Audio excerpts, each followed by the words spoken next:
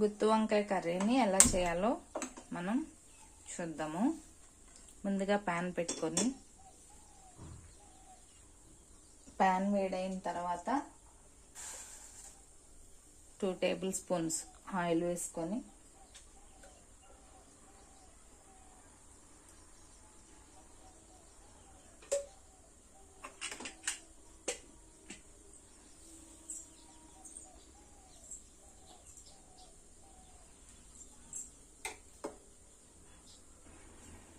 Oil కొంచెం వేడైన తర్వాత ఒక ఉల్లిపాయ నిలువుగా చీల్చుకొని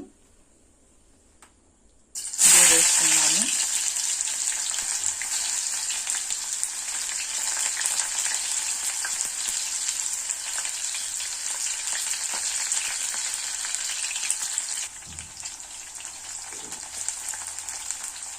అలాగే ఇప్పుడు ఒక టమాటా కట్ చేసి పెట్టుకున్నాను. ఆ టమాటాను కూడా ఇందులో వేస్తున్నాను. లైట్గా ఫ్రై అవనిచ్చి ఒక పచ్చిమిర్చి,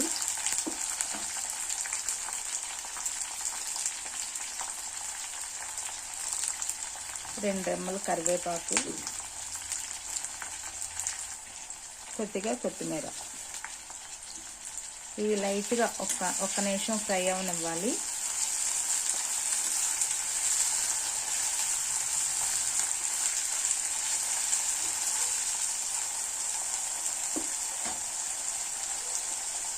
ఇప్పుడు ఒక ఇలాచి, 2 చెక్క మొగ్గ, కొంచెం చెక్క,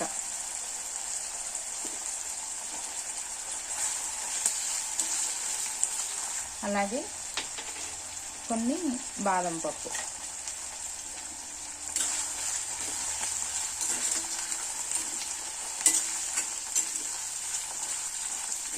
ఇలా లైట్గా ఫ్రై అవనిచ్చి మనం స్టవ్ ఆఫ్ చేసుకొని ఒక బౌల్ మిక్సీ జార్లో తీసేసుకుందాము.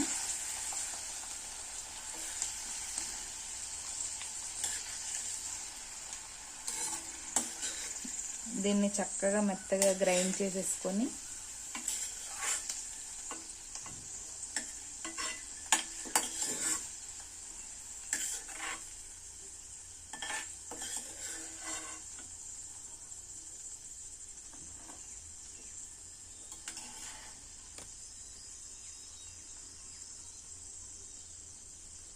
ఇదిగోండి ఇలా మిక్సీ జార్లో తీసుకొని ఇది చల్లారిన తర్వాత మనం దీన్ని గ్రైండ్ చేసేసుకొని కర్రీ స్టార్ట్ చేసేద్దాం. వంకాయల్ని ఇట్లా నాలుగుగా చీల్చి నీళ్ళల్లో వేసుకున్నానండి. ఈ వంకాయలు వేసే నీళ్ళల్లో కొంచెం ఉప్పు వేస్తే కండ్రెక్కకుండా ఉంటాయి. ఇలా 4 భాగాలుగా ఇలా చిన్న చిన్నవి మనం చిన్న సైజు తెచ్చుకుంటే చక్కగా ఉడికిపోతాయి. పెద్దవి అయితే కొంచెం ఉడక్కోకుండా ఉంటాయి. అందుకోసమని నేను చిన్న చిన్నవి తీసుకొని వచ్చాను. ఇట్లా అన్నీ కట్ చేసి పెట్టుకున్నాను. దీన్ని మనం ఎలా ప్రిపేర్ చేయాలో చూద్దాం. ఇప్పుడు మనం సేమ్ ప్యాన్లో 2 టేబుల్ స్పూన్ ఆయిల్ మళ్ళీ వేసుకొని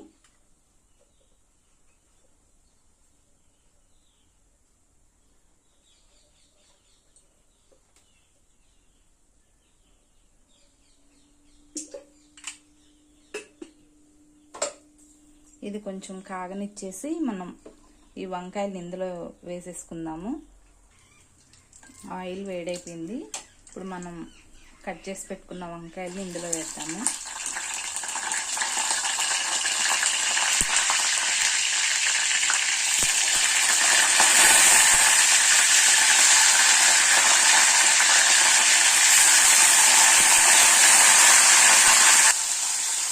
ఇలా వంకాయలన్నీ వేసేసి కొంచెం ఫ్రై అవనిద్దాము.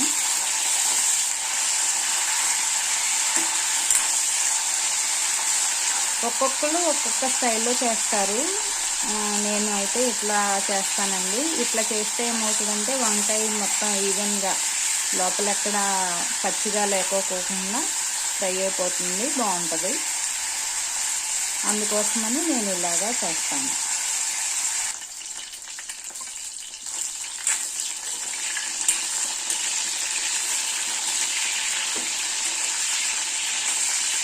ఇంకొక 2 నిమిషాలు ఇవి ఫ్రై అయిపోతే మనం గ్రేవీకి వేసేసుకోవచ్చు.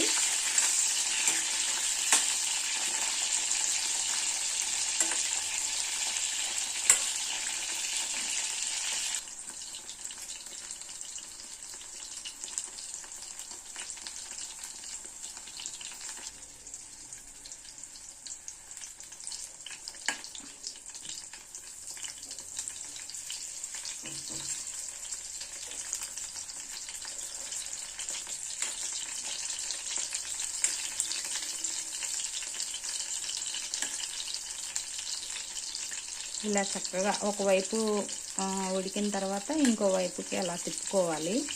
అప్పుడు చక్కగా మొత్తం కాయ మొత్తం చక్కగా ఉడికిపోతుంది. ఇలా టర్న్ చేసుకుంటూ ఉంటే అది ఉడికిపోద్ది, మనకి చక్కగా వస్తుంది, టేస్ట్ బాగా వస్తుంది, పచ్చిగా లేకోకుండా ఉడుకుతుంది అన్నమాట.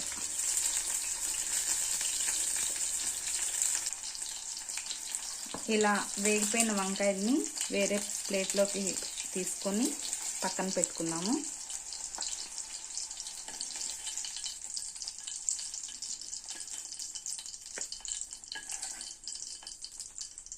ఇలా చక్కగా వేగిపోయిన తర్వాత తీసి పక్కన పెట్టుకొని మనం ముందుగా రెడీ చేసి పెట్టుకున్న గ్రేవీని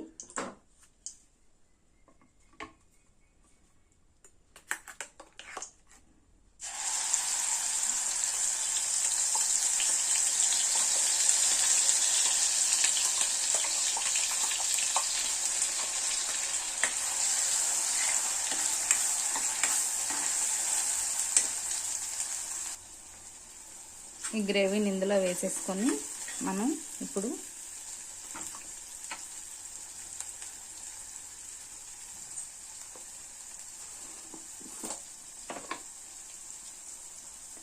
రుచికి సరిపడా ఉప్పు చూసి వేసుకోండి, ఎక్కువైతే బాగోదు, తక్కువైనా మనం కలుపుకోవచ్చు.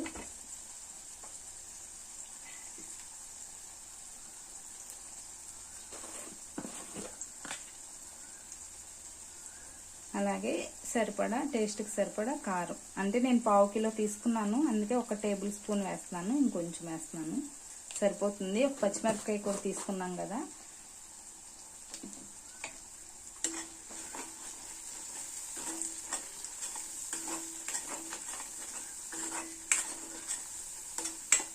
ఇలా చేస్తే కనుక అసలు ఇష్టంగా తింటారండి.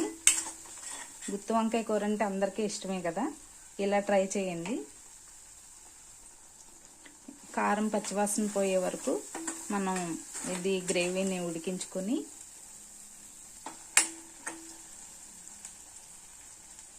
ఇప్పుడు కొంచెం కొద్దిగా వాటర్ పోసుకున్నాము.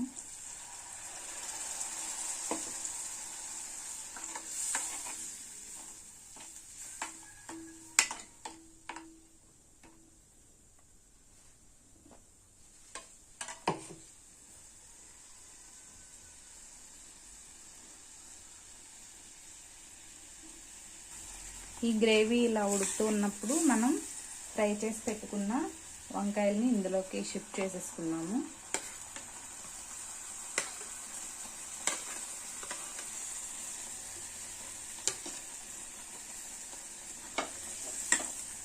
ఒక 2 మినిట్స్ మనం మూత పెట్టేసుకొని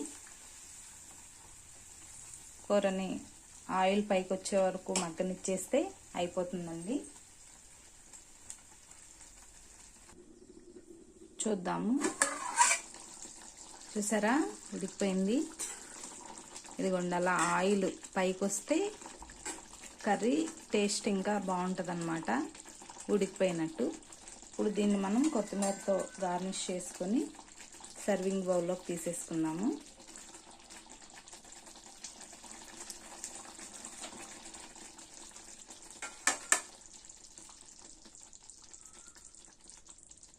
ఇదిగోండి, ఇలా చక్కగా కొత్తిమీరతో గార్నిష్ చేసుకుంటే ఇలా బాగుంటుంది. దీన్ని మనం సర్వింగ్ బౌల్లోకి తీసేసుకుందాం. అందరికీ ఎంతో ఇష్టమైన గుత్తి వంకాయ కర్రీ రెడీ.